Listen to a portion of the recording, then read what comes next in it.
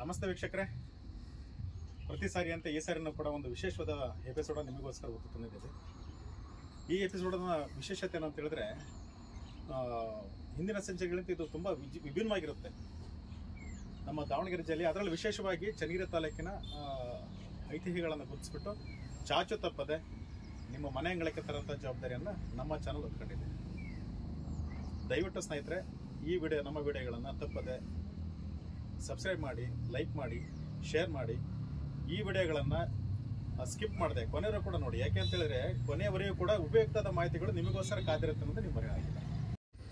ಚನ್ನಗಿರಿ ತಾಲೂಕಿನ ಇತಿಹಾಸವನ್ನು, ಚನ್ನಗಿರಿ ಅಷ್ಟೇ ಅಲ್ಲ, ದಾವಣಗೆರೆ ಜಿಲ್ಲೆಯಲ್ಲಿರ್ತಕ್ಕಂಥ ಅನೇಕ ಶಿಲಾಶಾಸನಗಳು ಮತ್ತು ಉದಿಗೋಗಿರ್ತಕ್ಕಂಥ ಇತಿಹಾಸವನ್ನು ಹೊರಗಡೆ ತೆಗೆದುಬಿಟ್ಟು ಯುವ ಪೀಳಿಗೆಗೆ ಮುಂಚೂಣಿಗೆ ತಂದುಕೊಟ್ಟಂಥ ಮಹಾನ್ ವ್ಯಕ್ತಿ ಅಂತ ಹೇಳ್ಬೋದು.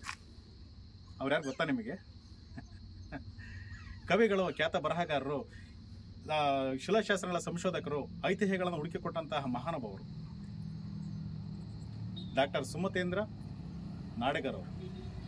ಸುಮತೇಂದ್ರ ನಾಡಿಗರ್ ಅವರು ಇವತ್ತಿನ ಕಾಲಘಟ್ಟಕ್ಕೆ ಏನಾದರೂ ಒಂಚೂರು ಇತಿಹಾಸ ಉಳಿಸಿದ್ದೇವೆ ಅಂತೇಳಿ ಅವರೇ ಕಾರಣ, ಬೇರೆ ಯಾರೋ ಕಾರಣರಲ್ಲ. ಸುಮತೇಂದ್ರ ನಾಡಿಗರ್ ಸರ್, ತುಂಬ ಥ್ಯಾಂಕ್ಸ್ ಸರ್. ನಿಮ್ಮ ಕಡೆಯಿಂದ ನಮಗೆ ಸಿಕ್ಕಂಥ ಐತಿಹ್ಯಗಳನ್ನು ನಾವು ಇವತ್ತು ಓದ್ತಾ ಇದ್ದೀವಿ. ನೀವು ಅವತ್ತಿನ ಕಾಲದಲ್ಲಿ ಕಷ್ಟಪಟ್ಬಿಟ್ಟು ಅಥವಾ ಉತ್ಕಲನ ಮಾಡಿಬಿಟ್ಟು ಆ ಇತಿಹಾಸವನ್ನು ಸಂಶೋಧನೆ ಮಾಡಿಬಿಟ್ಟು ನಮ್ಮಂತ ಯುವ ಪೀಳಿಗೆಗೆ ತಲುಪಿಸೋಂಥ ಪ್ರಯತ್ನ ನೀವು ಮಾಡಿದ್ರಿ. ನಾವಿವತ್ತು ನಿಂತ್ಕೊಂಡು ಓದ್ತಾ ಇದ್ದೀವಿ ಅಷ್ಟೇ ಅದನ್ನು. ಬಟ್ ನಿಮ್ಮ ಶ್ರಮಕ್ಕೆ ನಮ್ಮದೊಂದು ಅನಂತ ಪ್ರಣಾಮಗಳನ್ನು ಅರ್ಪಿಸ್ತೇವೆ. ನಮ್ಮ ಚನ್ನಗಿರಿ ಭಾಗ ಮಾತ್ರವಲ್ಲದೆ ಸುತ್ತಮುತ್ತಲ ಪ್ರದೇಶದಲ್ಲಿರ್ತಕ್ಕಂಥ ಇತಿಹಾಸವನ್ನು ಉತ್ಕಲನ ಮಾಡಿಬಿಟ್ಟು ಅವನ್ನು ಸಂಶೋಧನೆಯನ್ನು ಒಳಪಡಿಸಿ ಇತಿಹಾಸನ ಎತ್ತಿಕೆ ತೆಗೆದು ಯುವ ಪೀಳಿಗೆ ಕೊಟ್ಟಂತಹ ನಮ್ಮ ಚನ್ನಗಿರಿ ತಾಲೂಕಿನ ಇತಿಹಾಸದ ಒಂದು ಮೇಲುಗರೆ ಅಂತ ಹೇಳ್ಬೋದು ನಮ್ಮ ಸುಮತೇಂದ್ರ ನಾಡಿಗರ್ ಸರ್ ಅವರನ್ನು. ನಾಡಿಗರ್ ಸರ್, ನಿಮಗೆ ತುಂಬ ಧನ್ಯವಾದಗಳು ಹೇಳ್ತೇವೆ. ನಮ್ಮ ಪರವಾಗಿ, ನಮ್ಮ ವಾಹಿನಿ ಪರವಾಗಿ ಹಾಗೂ ನಮ್ಮ ನೆಚ್ಚಿನ ವೀಕ್ಷಕರ ಪರವಾಗಿ ನಿಮಗೆ ತುಂಬ ಹೃದಯದ ಅನಂತ ಪ್ರಣಾಮಗಳನ್ನ ಸಲ್ಲಿಸ್ತಾ, ನಿಮಗೆ ಅಭಿನಂದನೆಗಳನ್ನ ಸಲ್ಲಿಸ್ತಾ ಇದ್ದೀವಿ ಸರ್.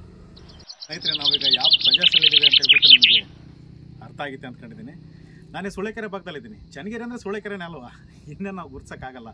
ಕೆಲವೊಂದನ್ನು ಗುರುತಿಸಿ ಆದರೂ ಕೂಡ ಚನ್ನಗಿರಿ ತಕ್ಷಣ ನೀವು ಗೂಗಲಲ್ಲಿ ಸರ್ಚ್ ಮಾಡಿದ್ರು ಕೂಡ ಫಸ್ಟ್ ಬರುತ್ತೆ ಸೂಳೆಕೆರೆ ಬರುತ್ತೆ. ಸೊ ಸೂಳೆಕೆರೆ ಮುಖ್ಯ ಭಾಗದಲ್ಲಿದ್ದೀವಿ. ಇಲ್ಲಿ ಬಂದಂಥ ಉದ್ದೇಶ ಏನಂತ ಹೇಳಿದ್ರೆ, ನಮ್ಮ ಚನ್ನಗಿರಿ ತಾಲೂಕಿನ ಪ್ರತಿ ಹಳ್ಳಿಗಳ ಇತಿಹಾಸವನ್ನು ಹಿಕ್ಕಿ ತೆಗೆಯುವಂಥ ಪ್ರಯತ್ನ ಈ ಎಪಿಸೋಡಲ್ಲಿ ಆಗುತ್ತೆ ಅಂತ ಆಗಲೇ ಹೇಳಿದ್ದೆ. ಅದೇ ರೀತಿಯಾಗಿ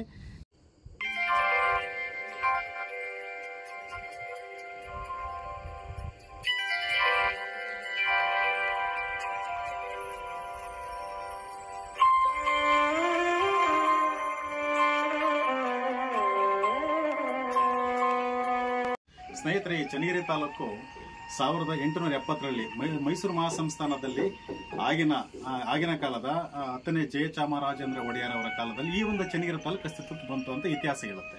ಅದೇ ರೀತಿಯಾಗಿ ನೀವು ಆಶ್ಚರ್ಯ ಪಡ್ತೀರಾ, ಆಗಿನ ಕಾಲದ ಸರ್ವೇರ್ ಆಗಿರತಕ್ಕಂತಹ ಬ್ರಿಟಿಷ್ ಅಧಿಕಾರಿ ಆಗಿರತಕ್ಕಂತಹ ಜನರಲ್ ಮೆಕೆಂಜೆ ಅವರ ಕೈಫೆಯತ್ತಲ್ಲಿ ಈ ಒಂದು ನಿಮ್ಮ ಕೆಲವು ಊರುಗಳ ಉಲ್ಲೇಖವಾಗಿದೆ. ಇದನ್ನ ನೀವು ತುಂಬಾ ಹೆಮ್ಮೆಯಿಂದ ಹೇಳ್ಕೋಬೇಕು ಇದನ್ನ. ಬಟ್ ಅಷ್ಟೇ ನಾವು ಉಳಿಸ್ಕೋಬೇಕಾಗಿದೆ ಅಲ್ವಾ? ಅದೇ ರೀತಿಯಾಗಿ ನೋಡಿ, ಈ ಚನ್ನಗಿರಿ ತಾಲೂಕನ್ನು ತುಂಬಾ ಜನ ಮಂತ್ರಿಗಳು ಆಳಿದವ್ರಿ. ಆ ರಾಜಮಂತ್ರಿಗಳು ನೀವು ಕೇಳಿಬಿಟ್ರೆ ಒಂದು ಕ್ಷಣದ ದಿಗ್ಭ್ರಾಂತಿ ಆಗ್ಬಿಡ್ತೀರಾ. ಅಷ್ಟೇ ಅಲ್ಲ, ಶಾಕ್ ಆಗ್ಬಿಡ್ತೀರಾ. ಈಗ ರಾಜಮಂತ್ರಿಗಳು ಯಾವ ಆಳಿದ್ವು ಅಂತ ಹೇಳ್ಬಿಟ್ಟು ಸ್ವಲ್ಪ ನಾವು ವಿವರಿಸ್ತಾ ಹೋಗ್ತೀನಿ, ಆಯ್ತಾ? ನೋಡಿ, ಈ ಒಂದು ಚನ್ನಗಿರಿ ಪ್ರದೇಶವನ್ನ ಹಿಂದೆ ಅಂದ್ರೆ ಈ ಸಂತೆಬೆನ್ನೂರ ನಾಯಕರ ಕಾಲದಲ್ಲಿ ಇದನ್ನ ಹುಲಿಕೆರೆ ಅಂತ ಕರೀತಾ ಇದ್ರು.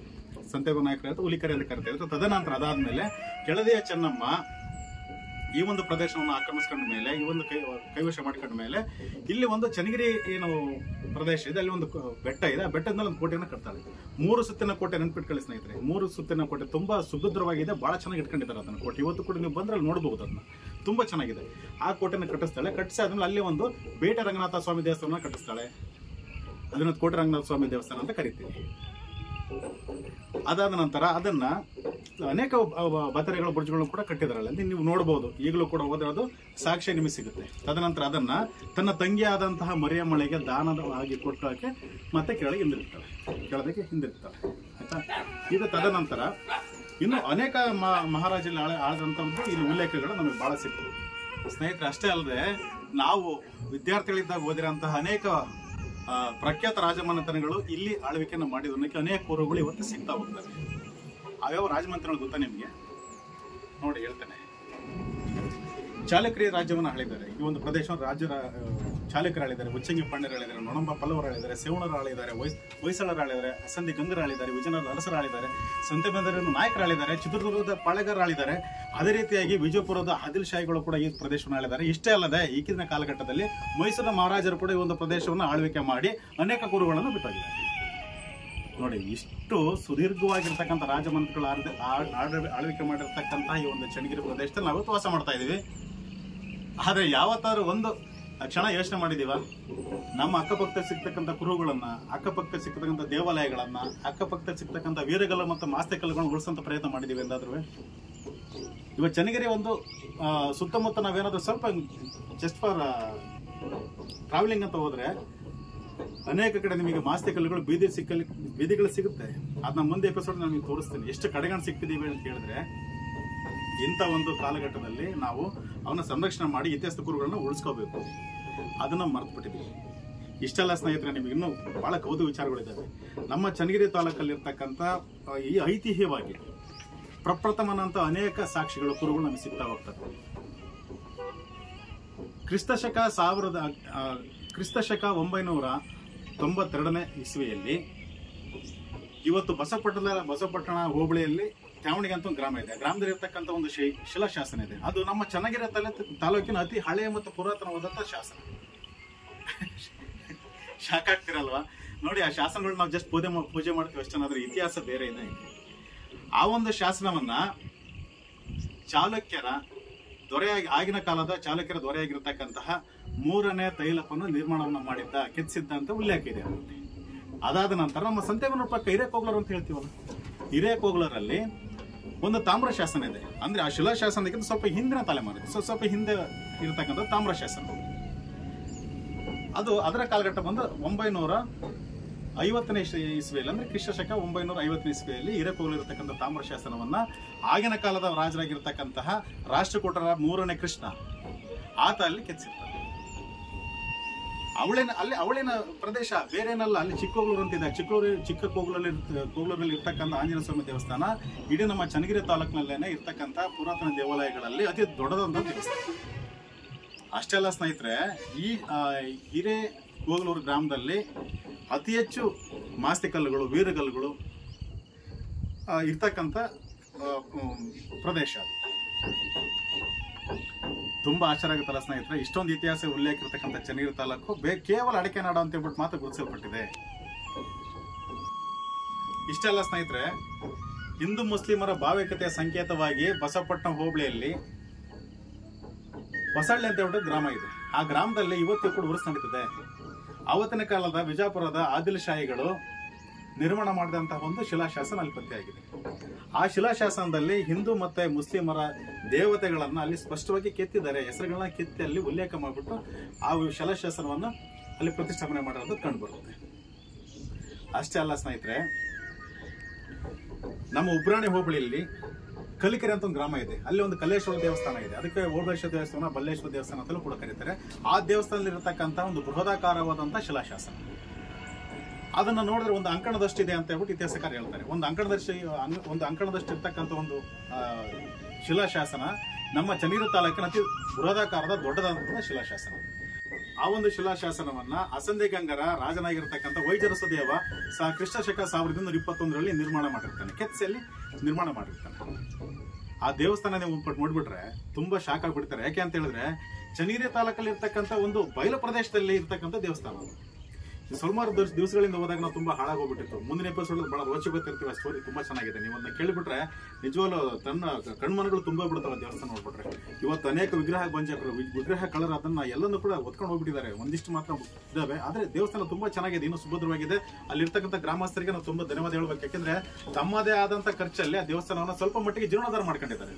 ಯಾವುದೇ ಇತಿಹಾಸವನ್ನು ತಿರುಚಿಲ್ಲ, ಮತ್ತೆ ಆ ದೇವಸ್ಥಾನವನ್ನು ಎಲ್ಲೂ ಕೂಡ ರೂಪವನ್ನು ಕೆಡಿಸ್ಲಿಕ್ಕೆ, ರೂಪಾಂತರ ಮಾಡ್ಲಿಕ್ಕೆ ಅವರು ಪ್ರಯತ್ನ ಪಟ್ಟಿಲ್ಲ. ಆದ್ರೆ ಇವಾಗಲಾದ್ರೂ ಕೂಡ ಸಂಬಂಧಪಟ್ಟಂತ ಇಲಾಖೆಯವರು ಮತ್ತೆ ಸರ್ಕಾರ, ಸ್ವಲ್ಪ ಘನವೆತ್ತ ಸರ್ಕಾರ, ಅವರು ಕೂಡ ಒಂದಿಷ್ಟು ಏನಾದ್ರೂ ಅದಕ್ಕೆ ವ್ಯವಸ್ಥೆಗಳನ್ನು ಮಾಡ್ಬಿಟ್ಟು ದೇವಸ್ಥಾನ ಕಾಪಾಡೋ ಕಡೆ ಗಮನ ಹರಿಸ್ಬೇಕಂತ ಅಂತ ಕೇಳ್ಕೊಂತ ಇದ್ದೀನಿ. ಇಷ್ಟೇ ಅಲ್ಲದೆ ನಮ್ಮ ಚನ್ನಗಿರಿ ತಾಲೂಕಿನ ದೊಡ್ಡ ಜಾತ್ರೆ ಊರಮರಡಿ ರಂಗನಾಥ ಸ್ವಾಮಿ ದೇವಸ್ಥಾನದ ಜಾತ್ರೆ.